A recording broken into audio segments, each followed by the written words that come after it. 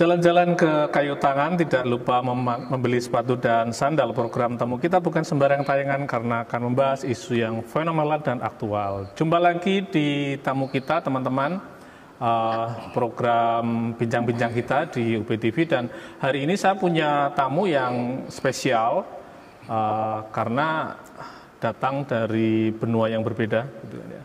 Dua tamu saya dari dunia yang berbeda, dua-duanya, dan kita akan membicarakan mengenai internasionalisasi Universitas Brawijaya. Satu tema yang sekarang menarik karena saat ini pendidikan, terutama pendidikan tinggi, itu tidak bisa lagi dilihat secara lokal maupun nasional, tetapi tidak bisa lepas dari yang namanya pendidikan dalam skala global. Dan itu juga menjadi salah satu target dari Universitas Brawijaya. Saya punya tamu dua. Yang pertama adalah Mas Didik Hartono. Apa kabar? Alhamdulillah, sehat sekali. Where you come from? I'm from local Indonesia. Oke, terima kasih. Dan saya juga punya tamu jauh-jauh dari Texas, Mr. Antoan. Yes. How are you today? I'm doing well. Thank you very much. Sayo bike. Yes. Why do you at home in Malang? Like, Malang is a beautiful place. Obviously, in Indonesia, Malang is known as the education city. I work in international education, so it's a natural fit. The food is delicious. The weather is pleasurable. Oke. Kenapa saya tanya itu, teman-teman? Karena yang saya tahu dari internal office pernah bilang ke saya, kita merencanakan ini sebetulnya sudah pekan lalu ya. Pekan lalu karena katanya dia mau pulang hanya 3 hari gitu loh. Makanya kemarin dibilangi loh, Era memang masih di sini. Gitu. Ternyata dia at home gitu ya. Dan kita tidak sendiri Mas Didi, ada teman-teman dari Fakultas Ilmu Administrasi dari Prodi Administrasi Pendidikan. Tepuk tangan untuk teman-teman mahasiswanya. Ini spesial, biasanya saya tidak ada penontonnya loh Pak.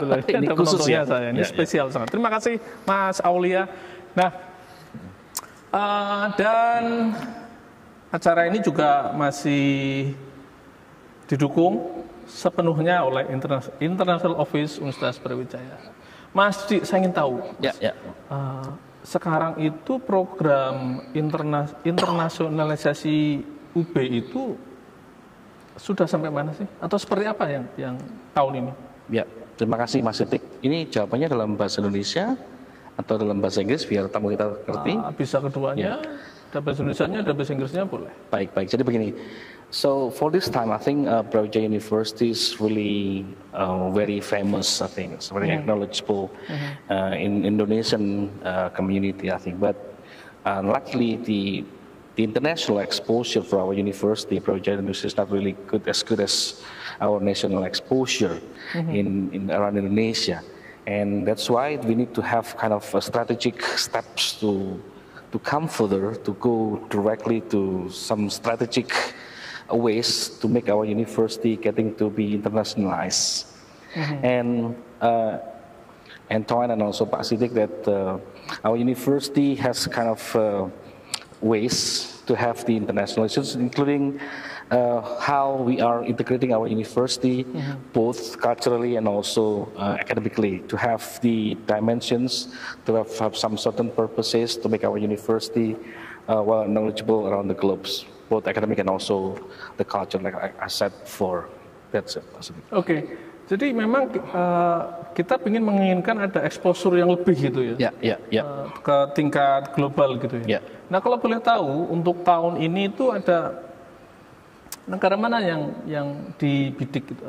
Atau mungkin menjadi UB ingin deh kerjasama dengan kampus misalnya Asia atau Amerika atau mungkin Eropa atau mana gitu ya.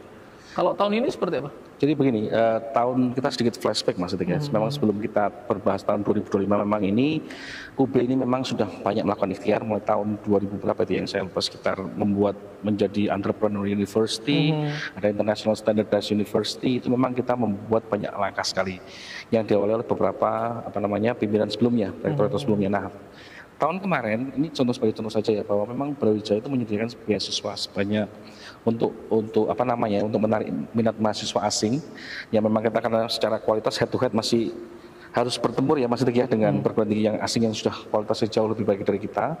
We try to provide exposure ke mahasiswa asing tentang kualitas kita. UB ini sangat berkualitas. Baik secara infrastruktur, kemudian sumber daya manusia. Jadi kita punya guru besar, juga punya alumni yang lebih banyak dari luar negeri, dan juga banyak riset-riset yang sangat support terhadap proses Tridharma perguruan tinggi di Brawijaya, termasuk pendidikan terhadap mahasiswa, pendidikan berkualitas, kemudian riset untuk mendukung pengajaran, dan juga community services atau pengabdian masyarakat. Itu memang secara SDM dan infrastruktur kita sangat-sangat kuat di situ. Namun karena memang masih kurangnya exposure di dunia internasional, maka kita seyogyanya membuat semacam terobosan-terobosan.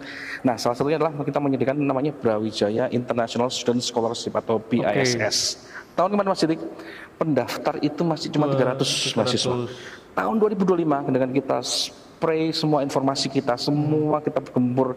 Saya dibantu dengan teman saya ada Dr. Heni, dan juga Pak Aulia. Itu kita alhamdulillah tahun ini dapat 2.200 pendaftar Mas Dik. Wow. Kita UB diserbu oleh pendaftar mahasiswa asing untuk beasiswa 2.200. Itu saya punya beritanya loh. Ya, terima kasih Bang sudah dimuat Mas Dik ya. Luar biasa nih eksposisi Mas Dik. Beritanya. Oke. Sebelum saya ke Anton sebelumnya, kenapa tahun ini itu pendaftarnya bisa meningkat berlipat-lipat? Itu yang saya masih penasaran. Kenapa bisa seperti itu? Apakah karena memang beasiswanya besar sehingga banyak orang itu tertarik, atau memang selain ya pasti orang mendaftar karena ada beasiswa ya. Tapi kita juga punya value lain yang kemudian sudah mulai dimengerti oleh teman-teman calon mahasiswa dari luar negeri. Jadi begini Mas Dik. Couple years ago, so we did provide scholarship, the so-called partial scholarship for our international students. They provide scholarships, including only part of them, not 100% funded by university. Just, let's say we have the tuition fee, and then tuition waiver, and then we have also dormitory. But some of them they don't get any living allowance and also dormitory.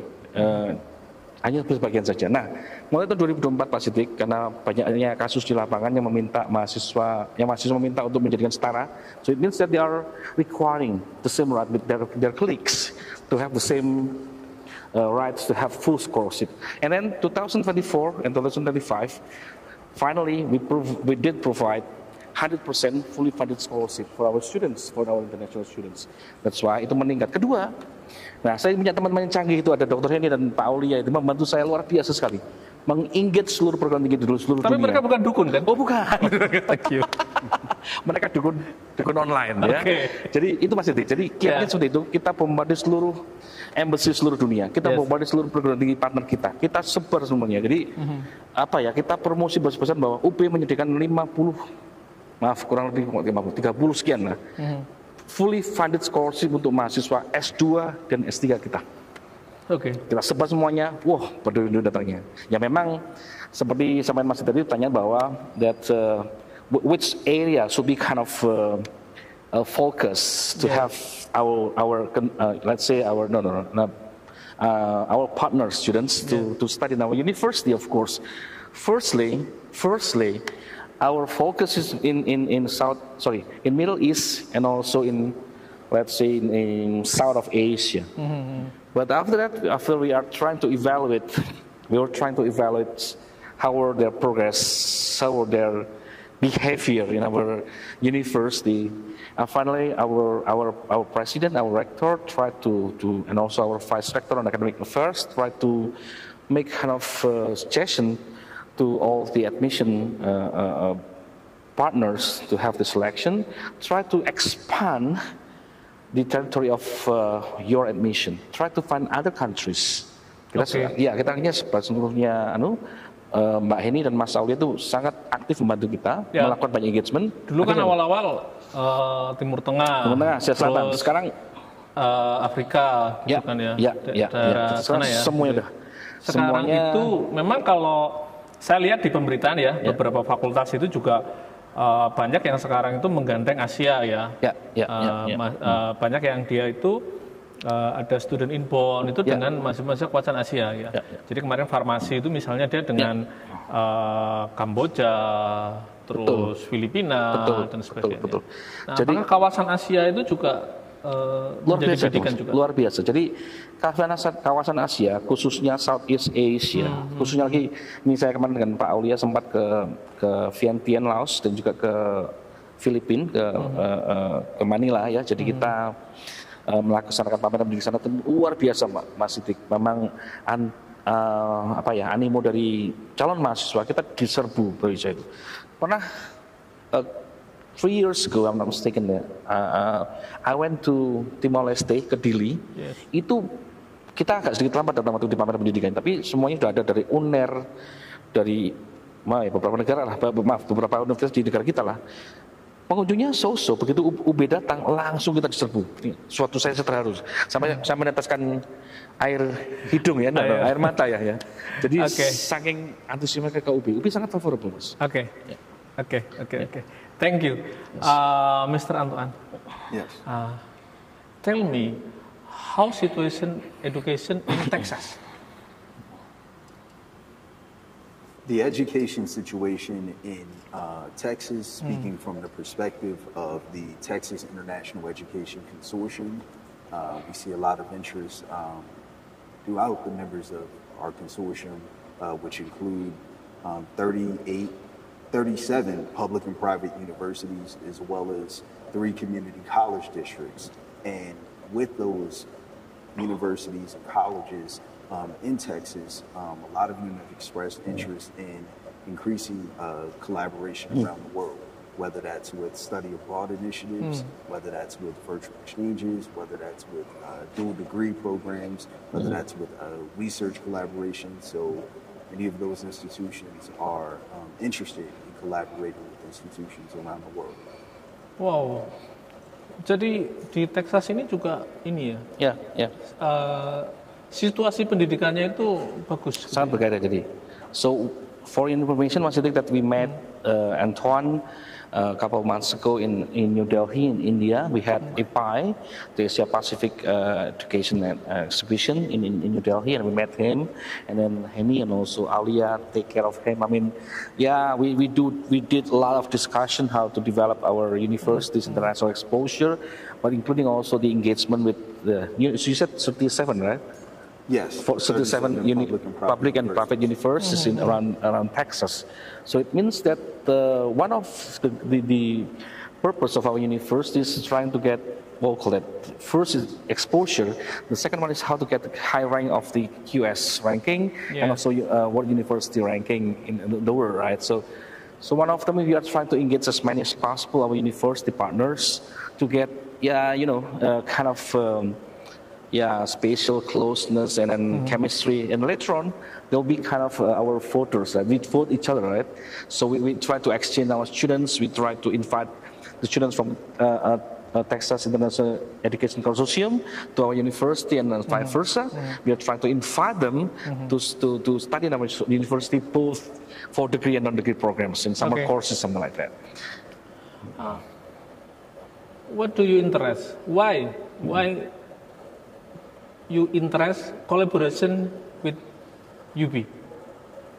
Yes, that's a great question. So, after meeting UB's team in New Delhi, India, and then coming here to Malang, Indonesia, and having a tour of the campus, as well as speaking with many people from UB, whether from the International Education Office or professors and chairs of different faculties, I was extremely impressed by the commitment to internationalization here. Not only have I spoken with folks from the International Education Office, but also speaking with the rector, the vice rector, speaking with international students here about their experiences here. And, it's just compelled to say, all right, we need to advance, this membership for, UB with the Texas International Education Consortium, because there's so much potential here. Yeah. There's so much potential here in terms of, what we could do between UB and the Texas International Education Consortium. Yeah, and also one thing, sorry, Mas Sidik, one one thing for sure, for information and for our information, that this Friday there will be kind of ceremony that our university will be the first university in Indonesia to join TIEC or TIEC or Texas International Education Consortium. The member is about 37 universities, both private and also public universities, right? So 37 public and private universities in Texas, as well as 3 community college districts in Texas, and 20 affiliate members around the world in 15 different countries.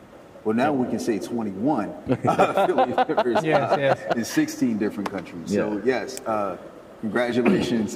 Thank you. Mas Dudi, untuk tahap awal kalau misalnya dengan Texas ini apa yang mau dibangun ya selain misalnya MOU pastilah ya gitu. Tapi langkah-langkah untuk kemudian mengimplementasikan MOU itu apa saja? So begini Mas Dudi, let me speak in English ya. So we have some key of steps for the internationalization, including with Texas Universities Consortium. That first is about curriculum internationalization, and then also student and staff mobility. Will be important for us to exchange our students and on international research partnerships.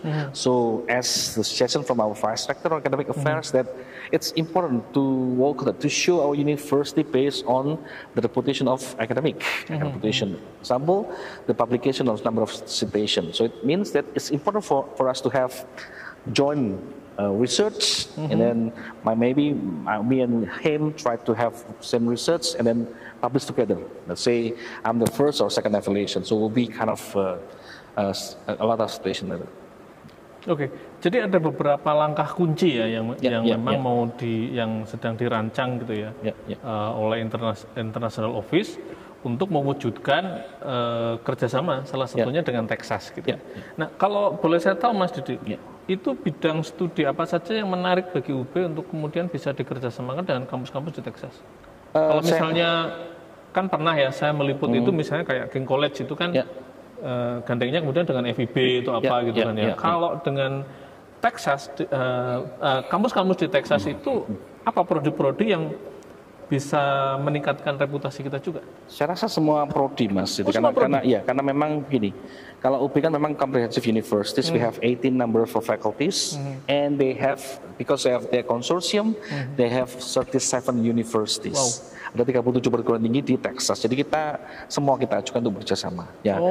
Selain itu ada juga program dari Pak WR1 Mas Didik yang menyampaikan bahwa ada beberapa program flagship yang sekarang sangat digalakkan adalah program Adjunct Professors. Dan we also later we invite professors from your consortium, from universities to come to our university as Adjunct Professors. Ada juga visiting professor. Ada juga program we send our students abroad. Let's say the 7 or 8 semester students to have the research in universities there, and that's supervised by both our lecturers there, and then we publish together. Kemudian ada juga program UP Stars, dan ada juga program short course yang ke luar negeri oleh mahasiswa itu. Both, jadi juga ada inbound. Baik, Mas Didit and Antoine, jangan kemana-mana, kita jeda. Dan teman-teman, kita masih ada di program tamu kita. Sesaat lagi kita akan kembali setelah pesan-pesan berikut ini.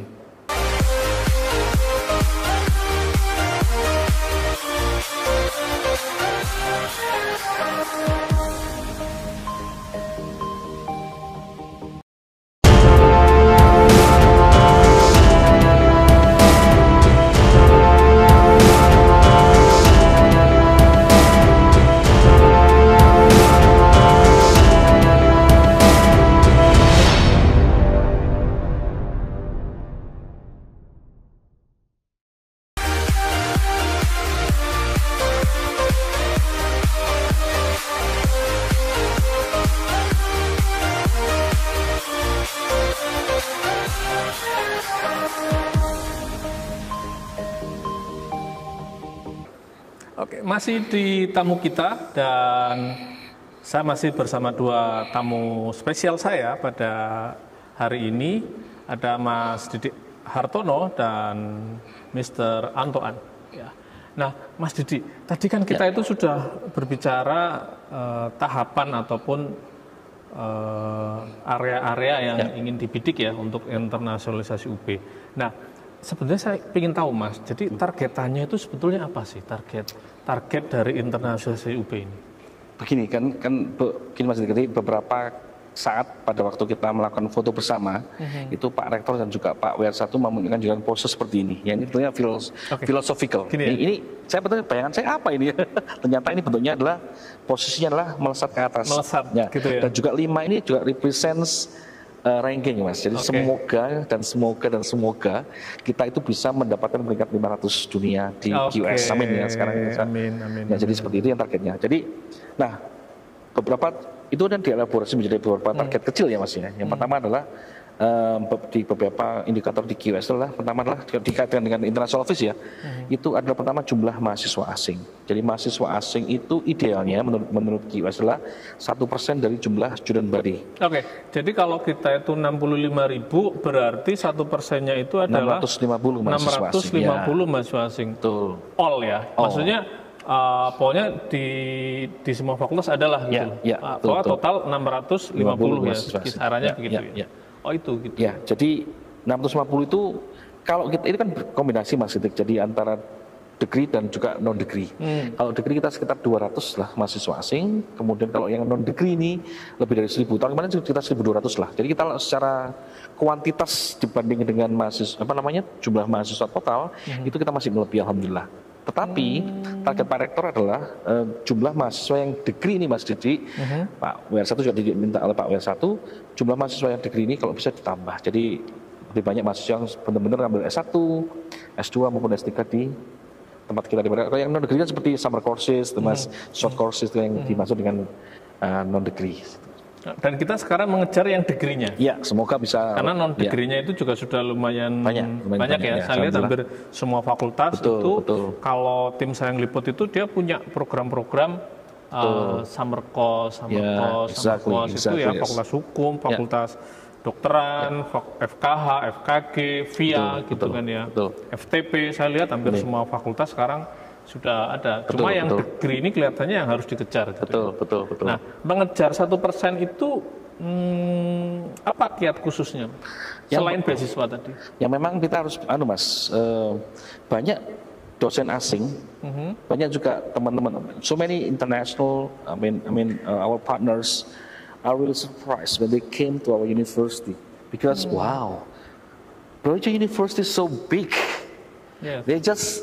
They think, they imagine that our university in the middle of the jungle, that's kind of some assumption by our. Kampusnya kayak hutan gitu ya? Yes, maksudnya asli hutan, gitu ya. No. I mean, before they come to here, they imagine that our university in Indonesia, in Java, East Java especially, or maybe the university is in the middle of the jungle.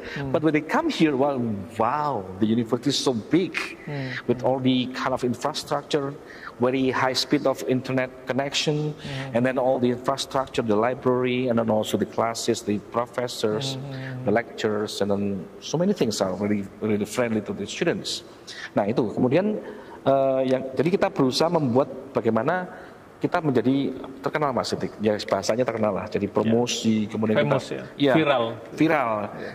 Pak Rektor itu minta bahkan khusus ya untuk event-event tertentu kita harus aktif untuk acara Idul Fitri, Christmas, acara apapun ke seluruh partner kita. Jadi ada semacam berita berkesinambungan dari Universitas Brawijaya terhadap semua partner di seluruh dunia, termasuk juga pada saat dia natalis mereka.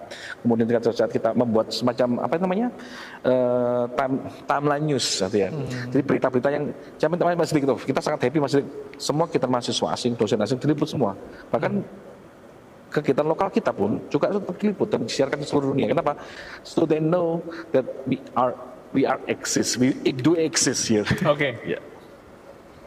Nah, sebelum saya ke Antoan ya. Jadi salah satu kerjasama itu yang sering saya lihat itu kan selain mahasiswa, terus kemudian kan publikasi.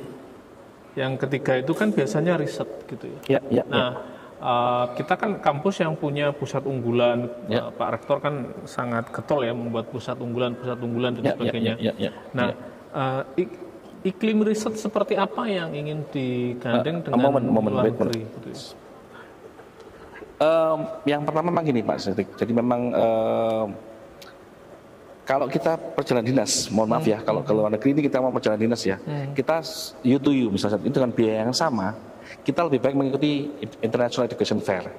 Dengan satu tempat, dengan biaya perjalanan yang sama, kita ngomong efisiensi maksudnya, kita akan bertemu dengan banyak partners. Kemarin EPI di India, itu teman saya, ada Mbak Eni, ada Bu Eni, dan Pak Uli ya, dan saya, itu bisa mengingit lebih dari 50 kampus Mas. Wow. 50 kampus, bayangkan kalau kita satu persatu. Ya, belum waktunya, belum apanya lagi. gitu ya. Di Australia juga ada juga. Jadi memang lebih baik bertemu di momen-momen pameran ya, fair, education fair gitu ya. Dan di situ bisa bertemu dengan PIC dari tiap kampus dan menjaring terutama untuk riset juga ya. Betul. Dan memang untuk research, maybe you can explain to Mas Sidik about. Explain to me. Yeah, explain to him about the top tier research situation in Texas. Situation in Texas, please. Yes, thank you so much. Again, my name is Antoine Battle, Global Membership Manager for the Texas International Education Consortium. What I was mentioning earlier is that Texas leads the entire United States in terms of the number of top-tier research institutions that Texas has. Texas has 16 R1 research institutions, and that's the highest designation that you can get in the Carnegie classification system.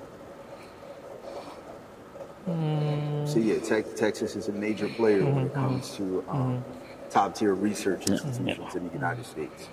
What's the superior research in Texas? The flagship of research. The flagship of research, the main research in Texas. I mean, Texas University, the strong. So example in agriculture, medicine or construction or. So Texas higher education institutions are strong in a number of areas, departments, and programs, including energy. Right, including energy, whether that's solar, wind energy, of course, oil and gas is major in Texas, artificial intelligence, agriculture, right, various aspects of, health. Jadi banyak riset ya yang karena 37 kampus ya. Jadi kalau misalnya satu kampus punya satu keunggulan, berarti kan ada 37 keunggulan yang bisa dikerjasamakan dengan kita punya riset ya. Gitu ya. So many areas. If I were to elaborate, cybersecurity, right? Cybersecurity. Cybersecurity, aerospace. Aerospace engineering. So what is trying to ask us, you and I, that what possible very close part. So I know that UB has some strength, Mas Sidik, and also Texas University Consortium has some strength. So how to make them engage? How? Yeah. So in terms of matching everything, in terms of engagement, we're gonna assess. Your current interests, your internationalization priorities, and we're going to match you with Texas higher education institutions accordingly. I was speaking with one of the faculty members from who's focused on international relations, and he mentioned potential collaboration regarding border studies, right? So I told him about two institutions in our consortium that are located in border towns, such as the University of Texas at El Paso, right, which is located in El Paso, Texas, which is a border town, and Texas A&M International University, which is located in Laredo, Texas, which is a border town. So, with the faculty, that's an area of collaboration as well.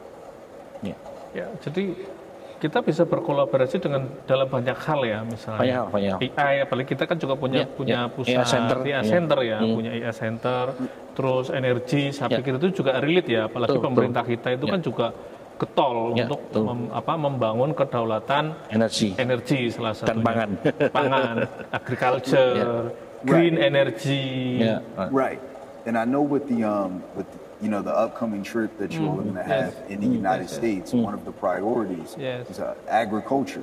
Collaborations, right? So we have agriculture is my priority in my country.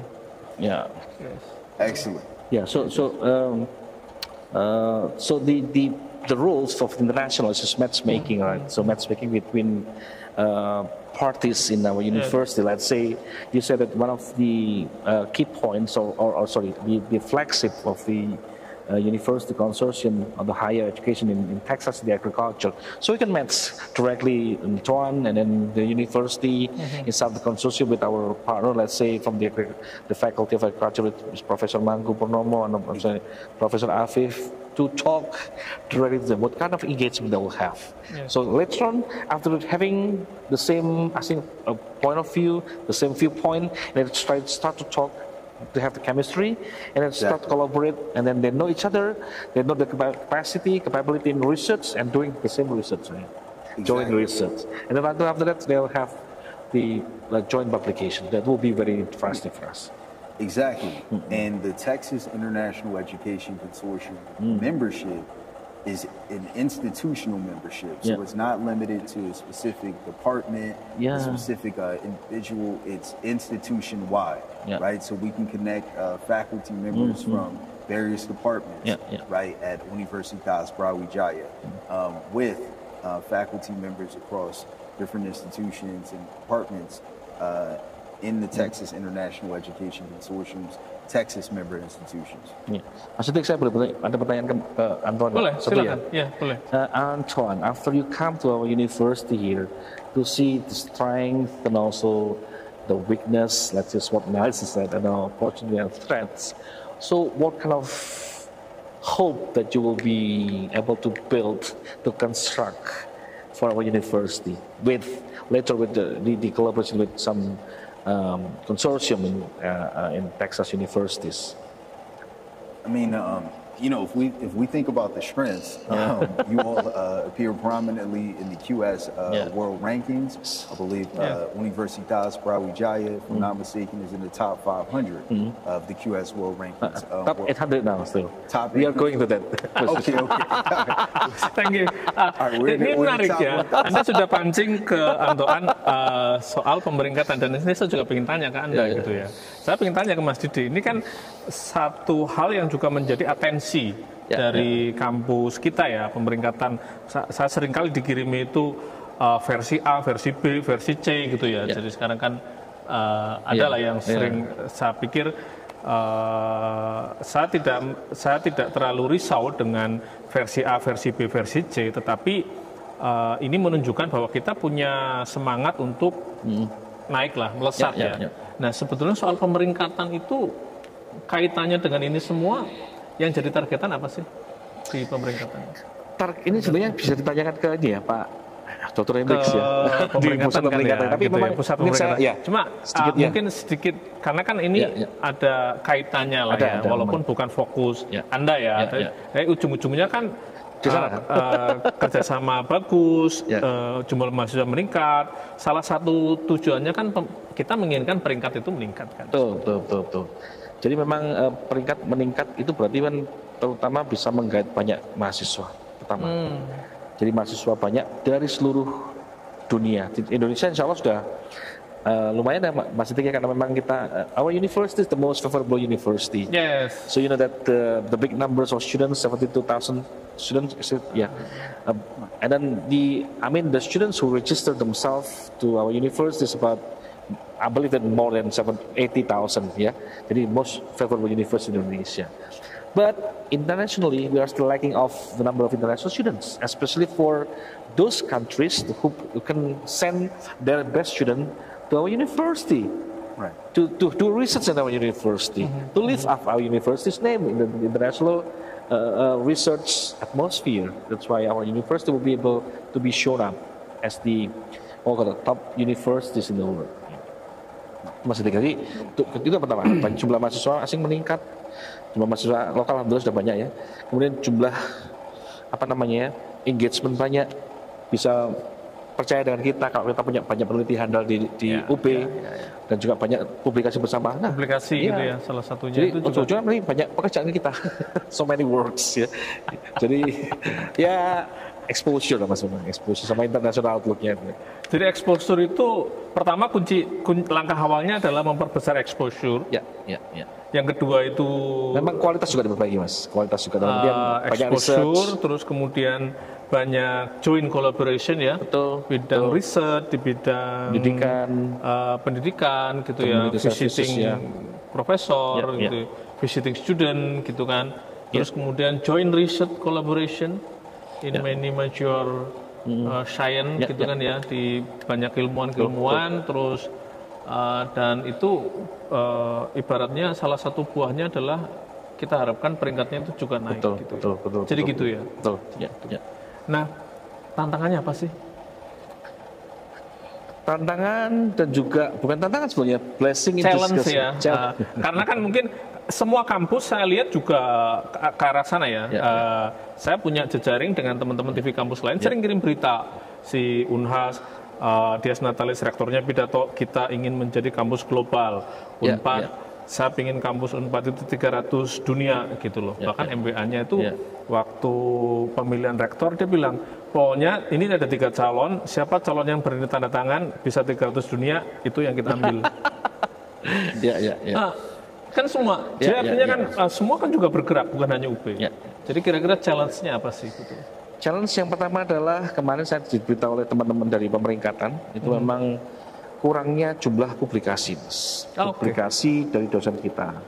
Number of publications not really big numbers ya, compared to our numbers of international journal ya, international index journal ya, Scopus atau WOS dan sebagainya. Ya. Nah itu kurang Mas Dik, yang pertama itu. Kemudian yang kedua, karena publikasi kurang maka yang dinilai di Scopus kan citasi juga pasti kurang.